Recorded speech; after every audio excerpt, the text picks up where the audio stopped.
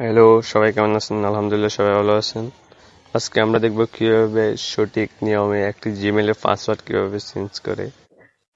তার জন্য আমরা চলে যাব গুগলের যে কোনো একটি অ্যাপসে। গেলাম প্লে স্টোরে যাওয়ার পর উপরে একটা আইকন দেখা যাচ্ছে লোগো। আমি লোগো ওইটিতে ক্লিক করবো বলে এখানে আরো একটি আইকন বাটন দেখতে পাচ্ছেন। এখানে ক্লিক করলে এই মোবাইলের যতগুলো জিমেইল আছে সবগুলো এখানে শো করবে। আমি মাস্টার কিং উপরে এটার পাসওয়ার্ড চেঞ্জ করব, তার জন্য আমি গুগল অ্যাকাউন্টে ক্লিক করার পরে আমরা ডান দিকে স্ক্রল করব। এখানে সিকিউরিটি আছে, সিকিউরিটি অপশনে ক্লিক করে আমরা নিচের দিকে স্ক্রল করতে থাকবো।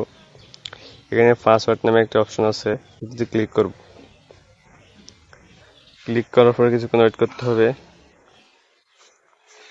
তারপরে আমরা দেখবো এখানে ইন্টার পাসওয়ার্ড, মানে আগের পাসওয়ার্ডটা দেওয়ার পর্যন্ত বলতেছে, কিন্তু আমরা তো ওই পাসওয়ার্ডটি মনে নাই, তাই আমরা কি করব, ফরগেট পাসওয়ার্ডে ক্লিক করব।